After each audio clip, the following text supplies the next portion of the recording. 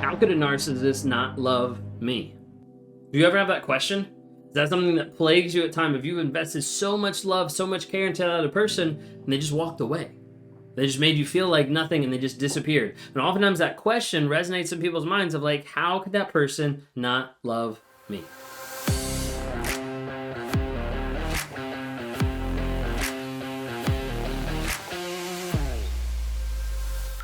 If you guys are new here, my name is Ben Taylor. I'm a self-aware narcissist on this channel to provide awareness, growth, healing, and change. We do it by being the founder of Raw Motivations, the creator of the NARC app, and your guide in the 45-day challenge. If you want to hear more about narcissistic abuse, inspiration, and motivation, please subscribe.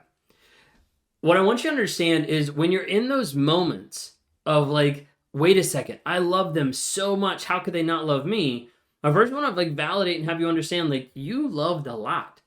The love that you had for that other person wasn't this fake love. It was a real love. Even though you were loving someone that seems fake, that seems like, wait a second, they actually aren't the person they said they were, your love and your emotions were 100% real. But when you look on the other side, you're like, wait a second, it doesn't even seem to match up. It seems like they're void of love. And it seems like I'm discounted because of everything that was going on. You start to question a lot of reality of wait a second, what's actually true? The thing you have to understand is with a narcissist, there's an idea and an aspect of love that's going to be completely different of yours. So for me, a big aspect of love equals control.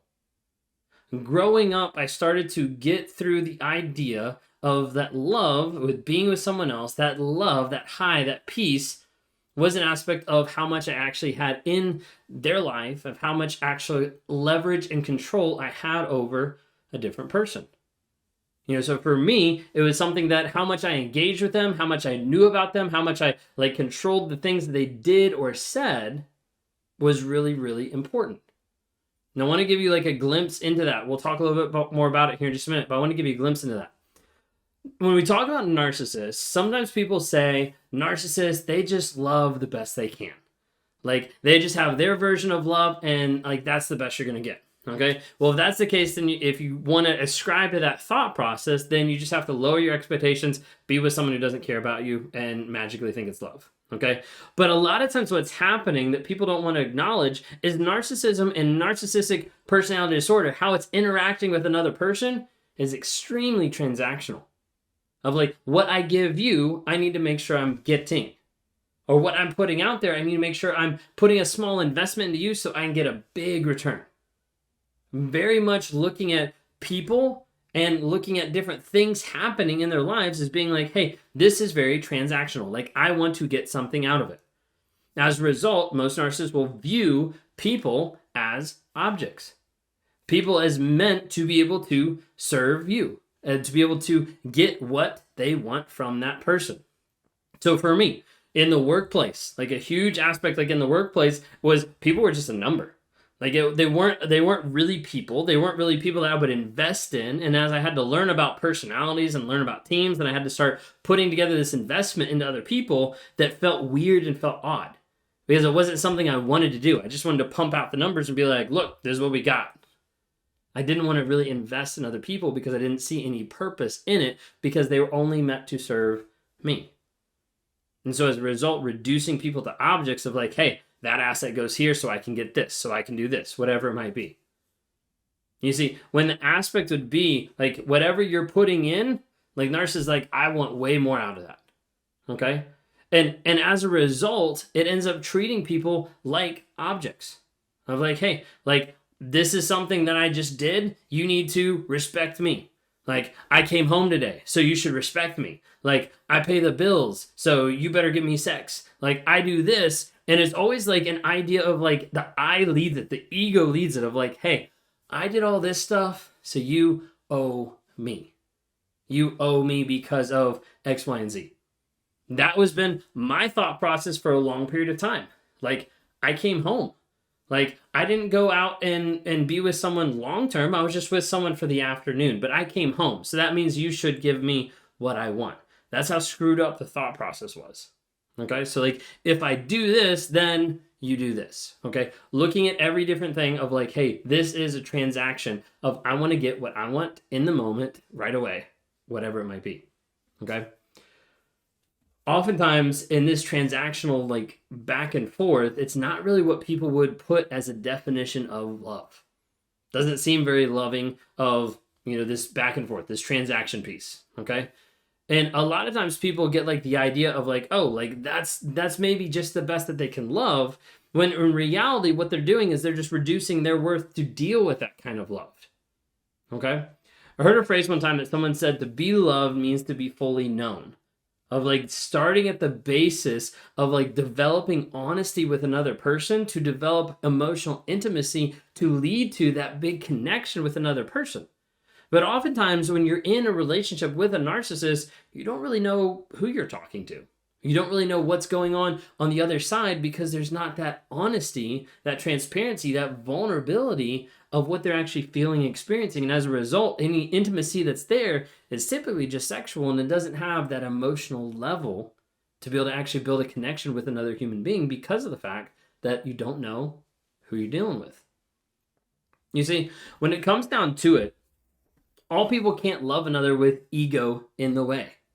Like, no matter what you do, it doesn't matter if you're a narcissist or you're not. If you're coming into a relationship and you're saying, I love this person, but I matter more than you do, typically it doesn't match up to people's definition of love. You see, like, people can't actually get to the place of engaging with that love when they're doing behaviors that are just about themselves. So for me, and my definition of love was about control. My definition of love was about that interaction of like, this is what I get out of it. And as a result, I couldn't actually experience any level of true love because my ego was in the way. I was coming to the table being ego and having entitlement and being like, this is what I deserve. So why is this not working? But not realizing that my love, what I was putting out there, was not love at all. It was just my version of it, my skewed up version of what it looked like and how I put it. And as a result, people can't really engage with love when they're lying, when they're cheating, when they're abusive, when they're manipulating, when they're coercive. There's not that aspect of being able to have that love and that connection with another person with the ego, the entitlement in the way. Like I mentioned a couple times, narcissists have a very skewed version of love. It's very like transactional, okay? This is what I get, this is what I give, okay? It's very much transactional. My version of love, like I talked before, was about control. Where you are, who you're with, what you're doing, what you're spending, all that aspect is very, very much about control. So, I had a girlfriend one time, long time ago. Okay. And I'd gotten my license. I was driving.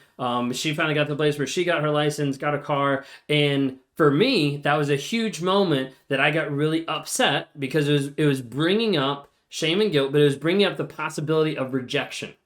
Because I'm like, now I no longer control this person of where we go, what we do. She has her own access to self to do whatever she wants to do. I lost control. Maybe rage out, maybe frustrated, maybe mad, ended up ruining the relationship, along with other things. But that was like one of the peaks of like, okay, this relationship is over because of how I reacted in that situation. Because I was like, oh, but I care, but I want to take care of all this kind of stuff. It was all look good in my mind.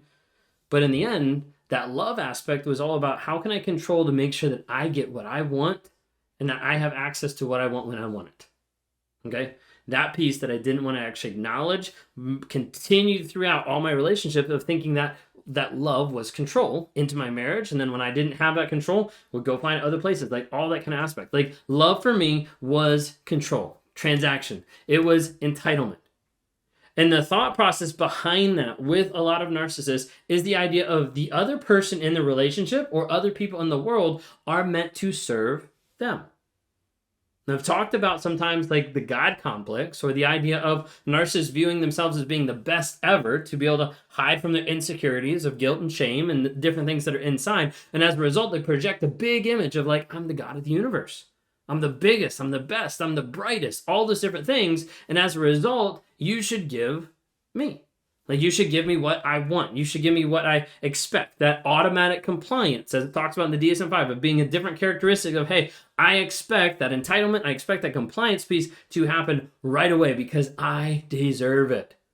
Okay, this is like the ego piece that's like massive. And as a result, this ego piece that's in front of the narcissist can't get out of the way to actually engage an aspect of love. Because when you think about it, an object typically doesn't matter. Now, yes, we ascribe like value to different objects in life. But when it comes down to it, the narcissist treats people as objects and they don't really matter. The objects don't matter. The toys are meant to be played with. They take people off the shelf, play with them, put them back on the shelf. Like, you need to be accessible to me whenever I want you. People are meant to serve the narcissist. That's how a lot of the thought process happens.